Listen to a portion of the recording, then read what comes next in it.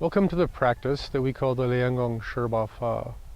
When you translate that, it means twice practice 18 exercises, or, basically 18 exercises that you repeat twice.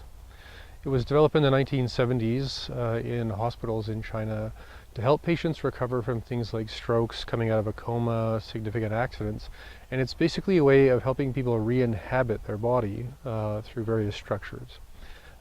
It's deceptively simple and honestly one of the most intelligent Qigong forms available, again specifically for people who are trying to rehabilitate their body. Now honestly that's good for any of us with respect to just becoming more aware of our body and refining our movements from a very, very specific standpoint. So what I'm going to begin with is sharing with you the fundamental internal building blocks or theory of how the movements are done, again, from the inside out. So to demonstrate what I mean by deceptively simple, the first exercise looks something like this. You turn your head to the left, and you turn your head to the right, and you turn your head up, and then you would turn your head down. Then you would come back and do that again. So what I'd like to do is just show you what's kind of going on from the inside out, and it's a pretty profound thing to appreciate about your body and your central nervous system. So there's a functional structure inside the base of your skull, inside your brain and nervous system, called the Reticular Activating System, or the RAS. So the RAS has a couple of jobs. One is to basically regulate what's called muscle tonus, or the amount of excitement that's going on throughout the muscles in your body. So let's say you're having a certain amount of adaptive stress, you might be feeling a little bit twitchy or a little bit tight or tense in your body, because as far as your nervous system is concerned, in the sense of fight or flight, you're under some distress. It wants your muscles to be more twitchy or more excited in case you have to fight or flight. Makes sense. Another thing that the RAS has to do within your central nervous system in your brain is it regulates what we call peripheral sense awareness. So that's sight, hearing, smell, to some degree touch. So I'm going to play this out for you because it's important to understand. If your body's using this reticular activating system, the RAS, as part of its survival strategy, and at first its job is to enhance or increase your peripheral sense awareness, so I have really good hearing, I've got really good sight, I've got really good smell, because honestly it's just good if you're, I don't know, living 10,000 years ago, to be that aware and connected to your surroundings. Survival strategy. Now, if my lifestyle, my behavior, my interactions turns the RAS into a function where it's making my muscles more excited, my nervous system is more agitated, the fight or flight system is more loaded, what quite naturally happens is the RAS starts to switch its function for less hearing, less sight, less acuity of smell, and more tension and excitability, reactivity, and jumpiness in the body, because as far as my life is being experienced, the danger is already right around me. So, interesting thing to consider about your life, and I think it's an interesting thing as a doctor to share with people when it comes to how we age and why it is. We've got hard of hearing, we lose our sight, we lose our sense of smell, even our sense of taste as we age. And it seems to me that the more stressful people's lives are, the more likely that is to happen. So, good idea to practice your Qigong, do your meditation, and make sure you relax pretty often. So when we're doing this exercise, again deceptively simple, to turn our head to the left and the right, tilt it up and tilt it down, we're actually going as deeply as we can into our awareness of actually opening some of the muscle structures in the base of your skull. Now those muscles are actually called your occipital triangle muscles. You can, look at them on the internet, look at an anatomy book, so you can have an appreciation of where they are. But honestly, they're just the muscles that attach your skull onto the top of your cervical spine, the first two vertebrae. So now, if we turn our head to the left, really slowly, and try and keep good posture, what we're going to try and do is appreciate that we're opening up some of those deep occipital muscles on the right side. Now I don't want to strain, because then I'm telling my body kind of two different things, fight, flight, stress, open, relax, and good posture. So you have to turn slowly, in a way meticulously, very, very gradually, and then just releasing those muscles on the right side of your neck, between your skull and your cervical spine. And then I turn to the right, very mindfully releasing the muscles on my left. As I tilt up, I want to be careful not to contract them or close them. And as I tilt forward, I really want to try and relax them both on both sides and see if I can actually, just the weight of my head, lengthen those muscles out. So now it starts to get even more interesting. So I'll just sort of skip ahead to one of the next exercises. It'll be the third one, where I'm going to be lifting my hands up. Sometimes I'll be doing it from down here in the first series. And what I want to do is actually follow it with my gaze. Now, gaze is an interesting term. It doesn't just mean my eyes. It means how I'm actually looking into the world. So with this practice, with the Lian Gong Shi, a good proportion of the exercises, again, you're following your hands with your gaze. To help most people change something about how they use what we would call gaze, is I want you to, when you're doing these movements, I want you to follow your hands with the line that would be made if you clenched your teeth a little bit, maybe with a stick. And then as you move your head up and down, I'm looking at it with my teeth, or my tongue, and my nose. Now you could think of this as, say, if you're a wolf or something like that, you know, you're seeing the world through your eyes, but you're also seeing it significantly through your snout or your muzzle or your nose and your tongue. You know, and I guess in your teeth as well. So as you're doing the movement, again, just turn your head to the left, and as you follow your hand upwards and downwards, what you want to do is gaze at with all of your peripheral senses. And as we're doing this movement, tilting our head up and down, turning to the left and right, we're opening the RAS, the reticular activating system, very, very thoroughly.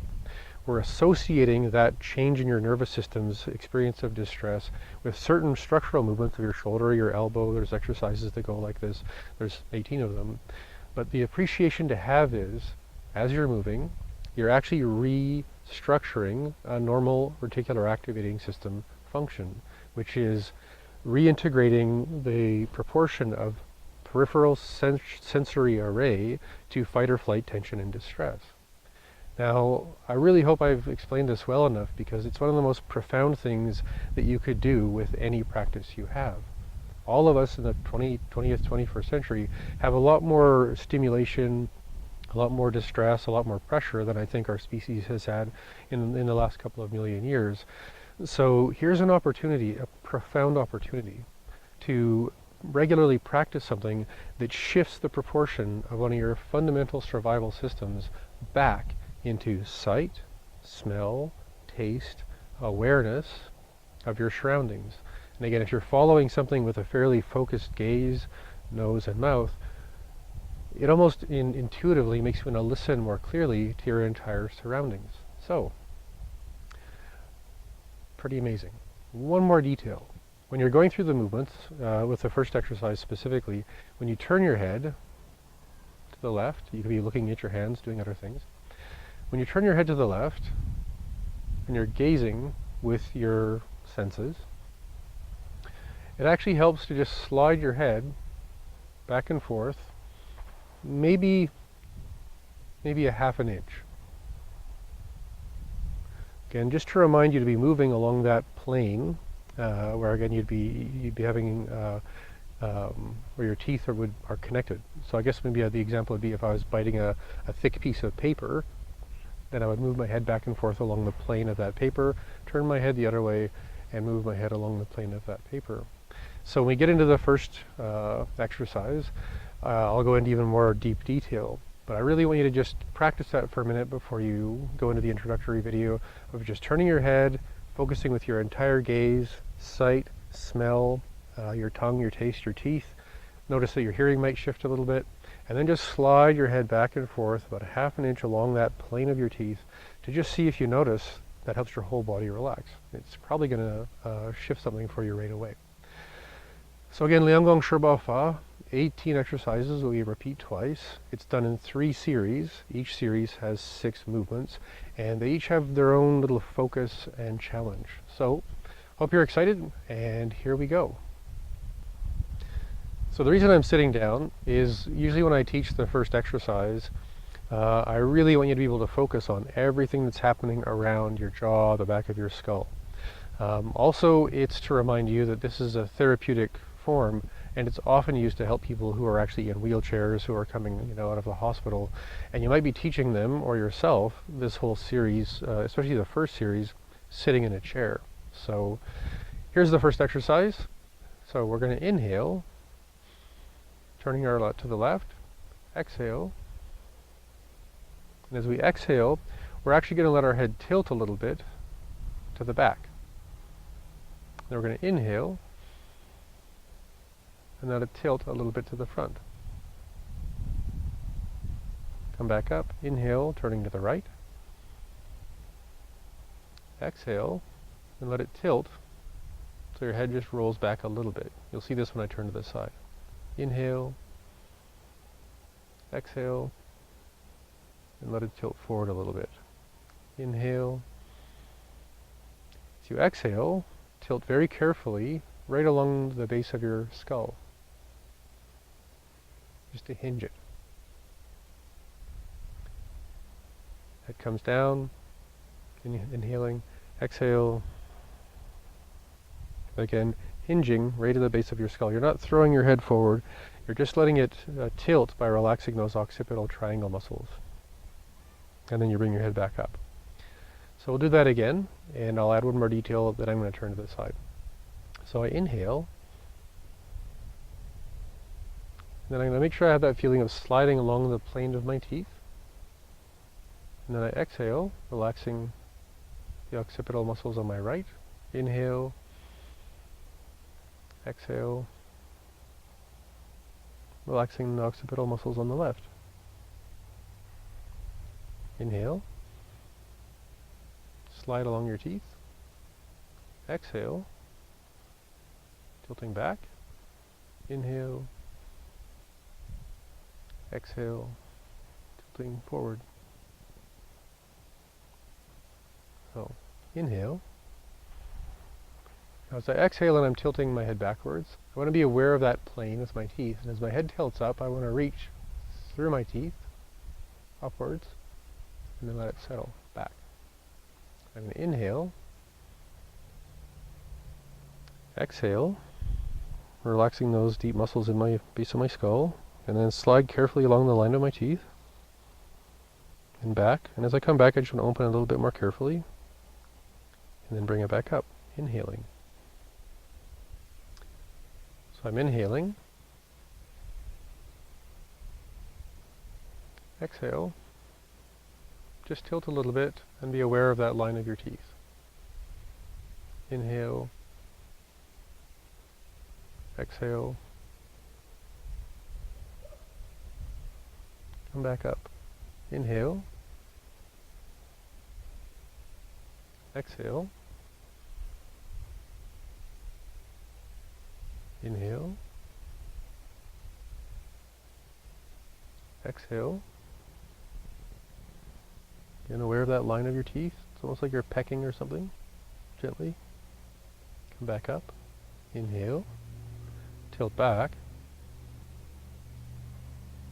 Exhale, I'm just going to roll my head along the hinge of the occiput, base of my skull. Reach through my teeth, my snout or my muzzle. Settle back, not too far. Head comes back, inhale. As I exhale, and I'm opening up the base of my skull, reaching through the muzzle, along the line of your teeth, and then bring your head back up. Inhaling, and then you can repeat it a few more times if you want, or move on to the next exercise.